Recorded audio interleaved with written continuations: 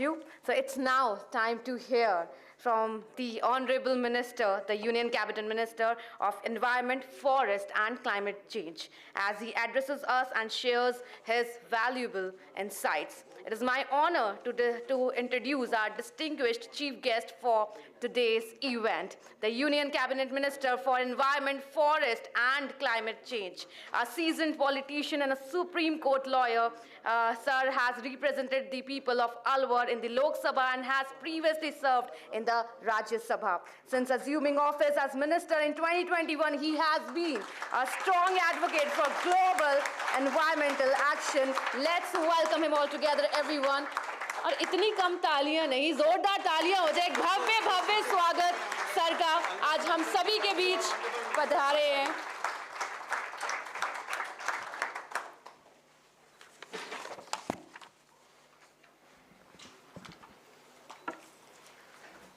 मंच पर उपस्थित doctor Ashok Kumar ji,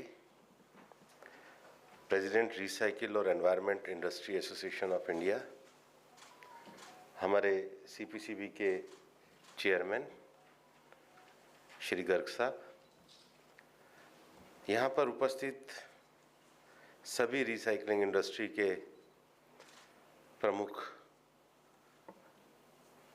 पदाधिकारीगण, ladies and gentleman,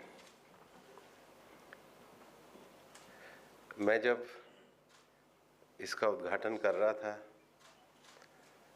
तो जो मंच संचालन कर रहे थे उन्होंने कहा सबसे पहले ऊपर वाले को याद करेंगे। फिर उन्होंने बताया कि ऊपर वाला दीपक में रहता है, ऊपर वाला जहाँ स्वच्छता होती है वहाँ रहता है।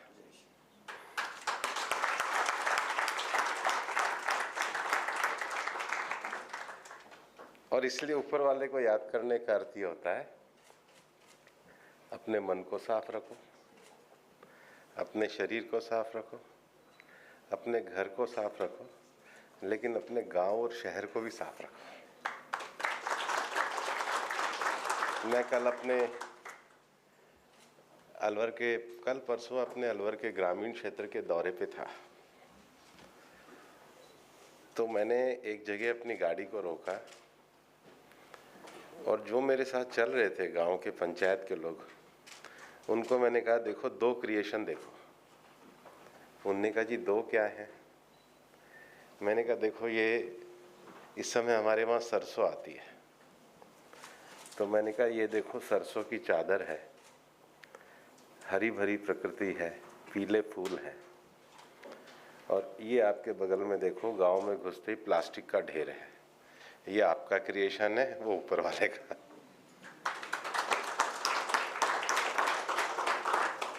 और मैं कई बार कहता हूं कि चीज़ों को बहुत बड़ी बातों से नहीं सीखना चाहिए, अपने आसपास की घटनाओं से सीखना चाहिए। जब मैं सर्कुलर इकोनॉमी की बात करता हूं तो मैं बहुत बड़े साइंटिफिक एग्जाम्पल नहीं दे रहा हूं, लेकिन नेट जीरो का अगर सबसे बड़ा हमारे सामने कोई एग्जाम्पल है तो नेचर ही है। आप बताइए कि नेचर में पेड़ पे कोई फल उगता है, मान लीजिए उसको आधा पक्षी ने खा लिया, नीचे गिर गया, बीज बन जाएगा, लेकिन वो परमानेंट नहीं सड़ेगा, खाद बन जाएगा, उसके बाद फॉसिल फ्यूल में चला जाएगा। हजारों वर्ष के इस पूरे परिणाम में नेचर अपनी हर चीज का रिसाइकलिंग करती है। मैं जब एक बार यूएनडीपी की डायरेक्टर से मिला और मैंने उन्हें प्रधानमंत्री नरेंद्र मोदी जी का विजन उनके सामने रखा, मिशन लाइफ का।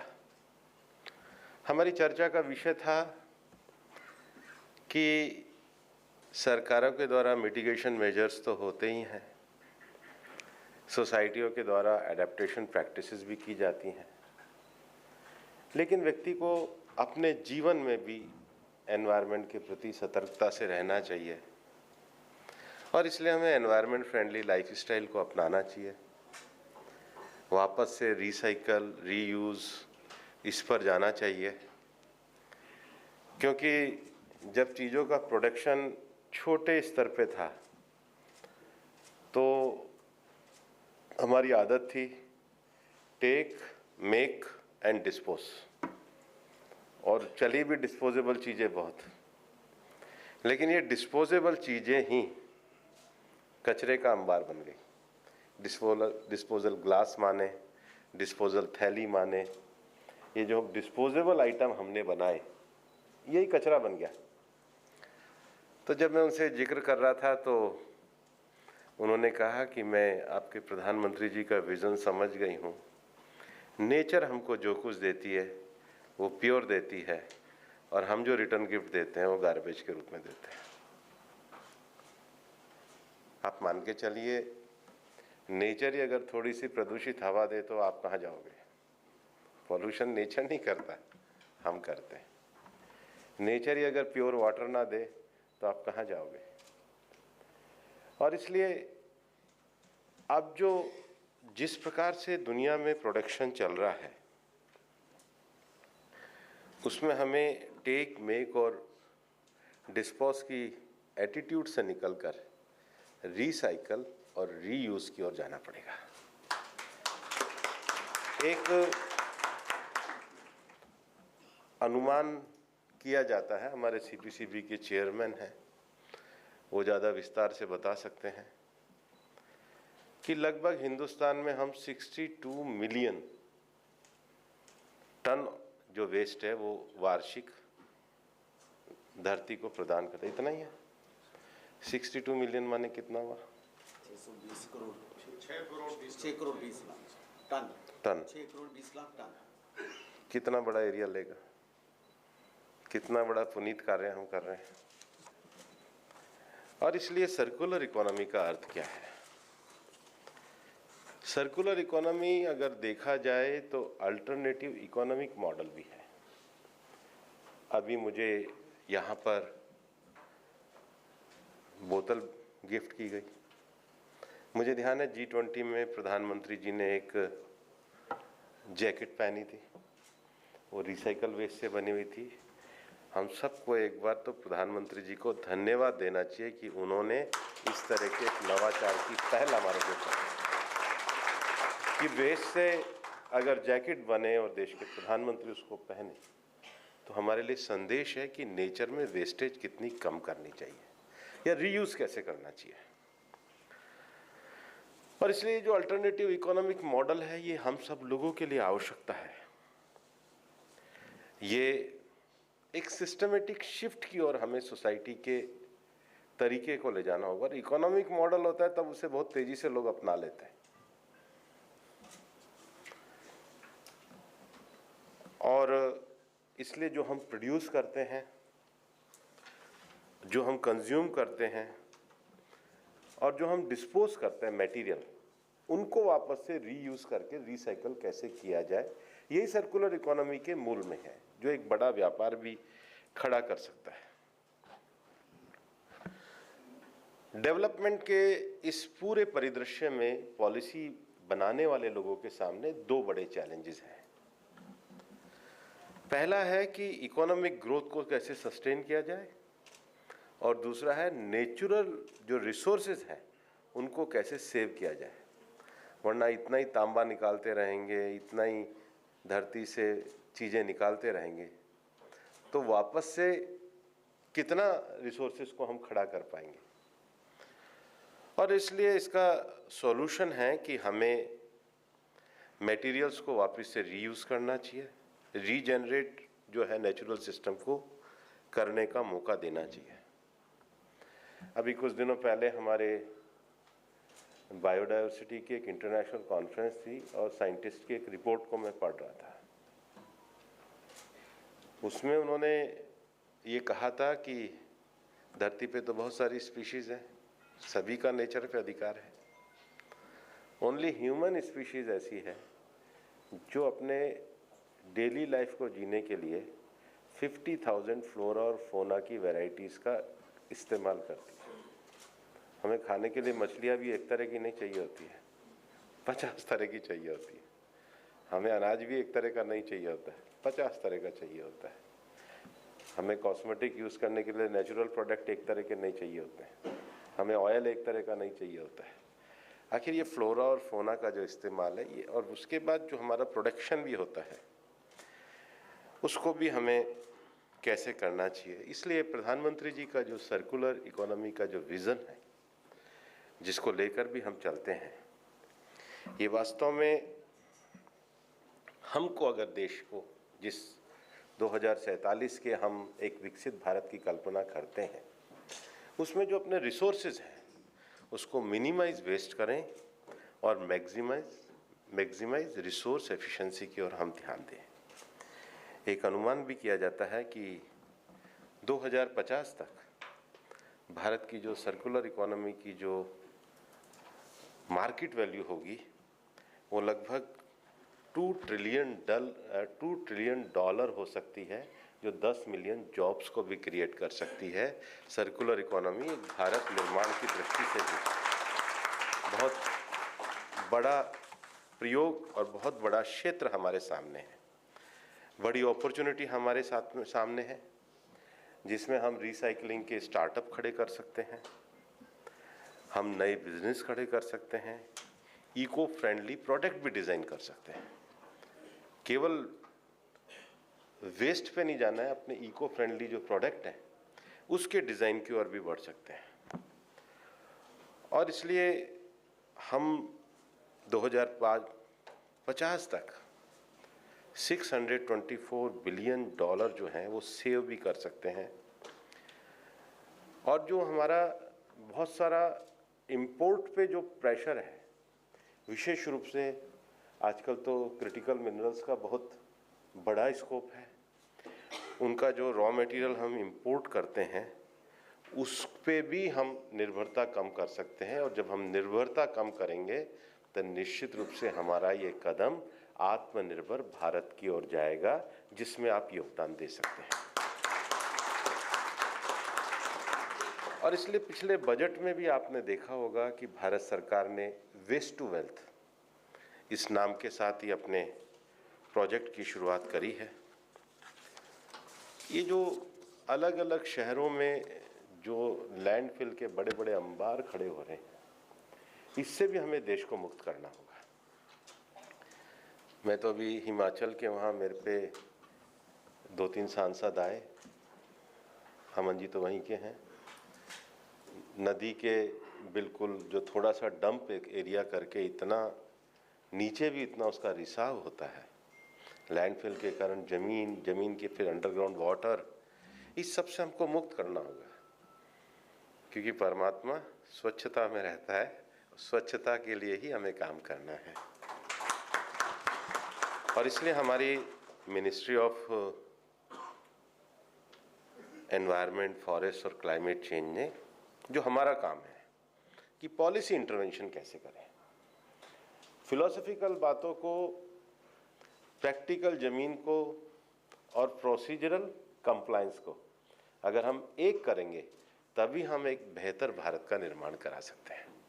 और इसलिए मंत्रालय होने के नाते हम लोगों ने इस सेक्टर में काम करना शुरू किया। सबसे तो पहले तो हमने रिसाइकलर्स के इंसेंटिव के लिए काम करना शुरू किया। दूसरा, हमने इनफॉर्मल सेक्टर और फॉर्मल सेक्टर को इंटीग्रेट करने के जो पॉलिसी मेजर्स हैं उसकी ओर सरकार ने ध्यान देना शुरू किया।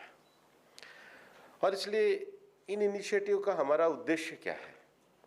वेस्ट को समाप्त करना, रिकवर करने योग्य वैल्यूएबल मटेरियल्स को करना, और जो हमारा नेचुरल रिसोर्सेज है उसका जो डिपेंडेंस है उसको कम करना। उस एक तरीके से हमारे यहाँ पर जो हमारे मंत्रालय का मोटो भी है, प्रकृति रक्षितः रक्षतः। If you protect the nature, nature will protect you. पर प्रोटेक्ट करने का अर्थ उसके लिए कहीं बंदूक लेके खड़ा नहीं होना है, अपने एटीट्यूड से प्रोटेक्ट करना है। यही मिशन लाइफ है। एनवायरनमेंट फ्रेंडली लाइफ स्टाइल को हमें एडॉप्ट करना है। हम सिविक फ्रेंडली लाइफ स्टाइल की बात करते हैं, हम डेमोक्रेटिक फ्रेंडली लाइफ स्टाइल की बात करते हैं, हम वैल्यू बेस्ड लाइफ की बात करते हैं। लेकिन हम एनवायरमेंटल कॉन्शियसनेस वाली लाइफस्टाइल की बात नहीं करते। और इसलिए हमारे मंत्रालय ने प्लास्टिक पैकेजिंग को फरवरी 2022 में नोटिफाइड किया, उसके ईपीआर रूल्स को। फिर हमें लगा प्लास्टिक पैकेजिंग के साथ वेस्ट टायर का विषय है, तो वेस्ट टायर के रूल्स को हमने जुलाई 2022 में नोटिफाई किया। फिर हमें लगा जितना इलेक्ट्रॉनिक आइटम्स और बाकी की सारी चीज़ें बढ़ रही हैं उसमें वेस्ट बैटरीज बहुत हैं, तो वेस्ट बैटरीज के रूल्स को हमने अगस्त 2022 में नोटिफाई किया। फिर हमको लगा कि अभी जैसी सोसाइटी आ रही है उसमें तो सबने अपने हाथ में मोबाइल ले रखा है, कंप्यूटर ले रखा है, लैपटॉप ले रखा है और ई वेस्ट के बड़े भंडार खड़े हो रहे हैं, उसकी भी आवश्यकता है। तो हमने नवंबर 2022 में ई वेस्ट के ईपीआर रूल्स को नोटिफाई किया। फिर बहुत ज़्यादा ऐसा लगता है कि एक चीज़ की तरफ हम ध्यान नहीं देते, वो यूज्ड ऑयल है। यूज्ड ऑयल को लेकर के एक ध्यान देने की आवश्यकता थी, वो ज़मीन को, पानी को, सबको ख़राब करता है। तो सितंबर 2023 में हमने ईपीआर रूल्स यूज्ड ऑयल के लिए नोटिफाई किए। फिर लाइफ व्हीकल्स जो हैं, end of the life vehicles जो हैं, दिल्ली में तो जो चले गए उनने ऐसा काम करके गए, और मैं कहता भी रहा दिल्ली की सरकार को, जब जो चली गई, अब तो नई सरकार अच्छी आई है, 48 लाख व्हीकल ऐसे घूम रहे हैं जो जिनकी एंड ऑफ द लाइफ हो गई, रजिस्ट्रेशन भी ख़त्म हो गया, पकड़ने का ही काम नहीं किया, क्योंकि उनका पॉल्यूशन कितना हो रहा है। पर उसके लिए भी हमने रूल्स को नोटिफाई किया, और इसलिए मिनिस्ट्री की तरफ से हमने इसको फैसिलिटेट करने के लिए जो डिफरेंट वेस्ट स्ट्रीम्स हैं वो उस पर रूल्स नोटिफाई करने का अर्थ हमारा ये था कि इस सेक्टर में एक रैपिड ग्रोथ हो सके, जो निश्चित रूप से हमारे एनवायरनमेंट प्रोटेक्शन और रिसोर्स कंजर्वेशन में एक महत्वपूर्ण भूमिका अदा कर सके। आप लोग इस साउंड मैनेजमेंट सिस्टम में लगे हो, तो मैं आप लोगों से अपेक्षा करता हूं कि आप तीव्रता के साथ इस काम में बढ़िए। सरकार पूरी तरीके से फैसिलिटेट करने को, सहयोग करने को, रेगुलराइजेशन करने को तैयार है, और आपके कोई सुझाव भी आएंगे मैं लगातार उन सुझावों को भी स्वीकार करूंगा। और इसलिए हमने जो रजिस्टर्ड रिसाइकल है उनके सेल ऑफ ईपीआर सर्टिफिकेट जो है उसमें एडिशनल प्रॉफिट अर्न कर सकते हैं, उसके लिए भी नियम और प्रक्रिया को इजी बनाने की पहल करी है। और ये जो सर्टिफिकेट है ये एक तरीके से मार्केट के रिसोर्सेज को भी मोबाइल कर सकते हैं। और पूरे सर्कुलर इकोनॉमी का जो एक्शन प्लान हम लोगों ने करा है उसमें 10 की कैटेगरीज हैं वेस्ट की, जैसे scrap metals, tyre and rubber, batteries, gypsum, municipal solid waste, ऐसी 10 प्रमुख कैटेगरीज को लेकर के उनको चिन्हित करने का काम किया है। और ये देश के स्तर पर नहीं, माननीय प्रधानमंत्री जी ने जो G20 जो पूरी दुनिया के सामने एक नज़रिया रखा वसुदेव कुटुंबकम का, वन अर्थ, वन फैमिली और वन फ्यूचर, हम सब एक दूसरे के किए गए कार्यों से धरती के भविष्य के फ्यूचर की ओर जुड़े हुए हैं। और इसलिए G20 की रिसोर्स एफिशिएंसी और सर्कुलर इकोनॉमी का इनिशिएटिव का भी हमारे मंत्रालय के द्वारा एक डिक्लेरेशन को G20 में मिनिस्टर ऑफ एनवायरनमेंट के साथ प्रोडक्ट किया गया। और इसको resource efficiency circular economy industry coalition, इसको 27 जून 2023 को एक मिनिस्ट्री ऑफ एनवायरनमेंट की तरफ से जो मिनिस्ट्रियल कॉन्फ्रेंस चेन्नई में हुई थी उसमें लॉन्च करने का काम किया था। और ये जो इंडस्ट्री ड्रिवन कोलिशन जो हमने बनाया था, इसमें 39 कंपनीज 11 देशों से इसमें आई। भारत की भी बड़ी कंपनियां इसके अंतर्गत है, लेकिन हम ये चाहते हैं जैसे Aditya Birla group, Coca Cola, Nestle, Unilever, Maruti Suzuki, हमारा यही मानना है कि सबको इस क्रिटिकल क्षेत्र में आकर के विचार करना चाहिए और कोलिशन करना चाहिए। फ्यूचरिस्टिक दृष्टि से देखा जाए तो हमारे देश के व्यापारिक क्षेत्र में भी, इंडस्ट्री के क्षेत्र में भी लगातार कैपेसिटी बिल्डिंग पे काम हो, उसकी बहुत आवश्यकता है। और इसलिए हमने जो उसमें कॉपरेशन की बात कही थी कि एक तो टेक्नोलॉजिकल कॉपरेशन होना चाहिए, फिर पार्टनरशिप फॉर इम्पैक्ट का असेसमेंट होना चाहिए, और इसको एक बड़े स्केल पे ले जाने के लिए इसके फाइनेंशियल सपोर्ट के प्रोग्राम भी ज़्यादा अच्छे तरीके से होने चाहिए। उसके साथ ही साथ प्रधानमंत्री जी की जो सतत स्कीम है वो भी इस दृष्टि से काफ़ी इम्पोर्टेंट है। मैं आप लोगों से कहना चाहता हूं कि अंत में कि हमको इंडस्ट्री वाइज भी 4 क्षेत्रों में सर्कुलर इकोनॉमी की दृष्टि से विचार करना चाहिए। पहला, रीडिजाइनिंग प्रोडक्ट्स फॉर सर्कुलरिटी। प्रोडक्ट ही अगर ऐसे बनेंगे तो फिर सर्कुलर इकोनॉमी के लिए अच्छा रहेगा। तो पहला हमको ध्यान देना चाहिए redesigning products for circularity. Second, industry को कलेक्टिवली आके, एक व्यक्ति के बस का विषय नहीं है, लेकिन कलेक्टिवली आके investment in advance recycling technology. जितनी एडवांस टेक्नोलॉजी के लिए हम R&D करेंगे उतना ज़्यादा अच्छा हाई रिकवरी रेट आएंगे, बेटर मटेरियल का यूटिलाइजेशन होगा, क्योंकि कई चीज़ें अब केवल हमारे मनुष्य के श्रम के बस की नहीं है। जो उसका टेक्निकल एस्पेक्ट है उसमें टेक्नोलॉजी की आवश्यकता है।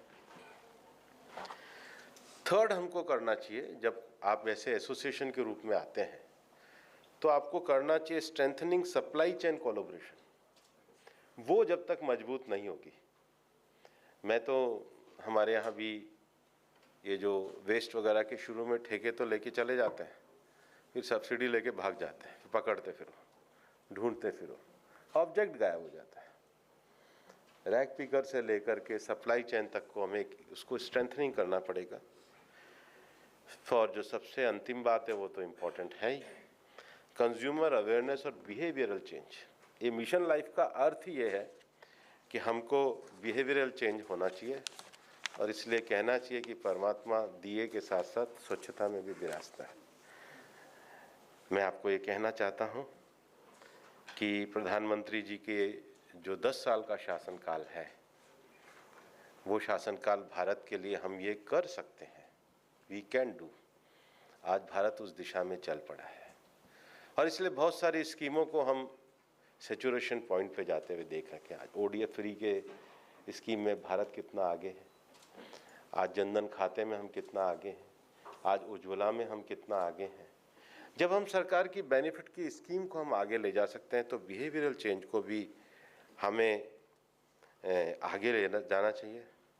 और अंत में मैं यही कहना चाहूँगा कि आपका ये जो कॉन्फ्रेंस में ब्रेनस्टॉर्मिंग होगा और जो आपका यहाँ पर कंस्ट्रक्टिव डिस्कशन होगा, वो वास्तव में आने वाले समय के लिए इफ़ेक्टिव रिसाइकल प्रैक्टिसेस और पर्यावरण को बचाने की दृष्टि से मददगार साबित होगा। आपको मैं शुभकामनाएं देता हूँ। बहुत बहुत धन्यवाद। Thank you so much sir, बहुत ही अच्छा लगा आपको सुन के।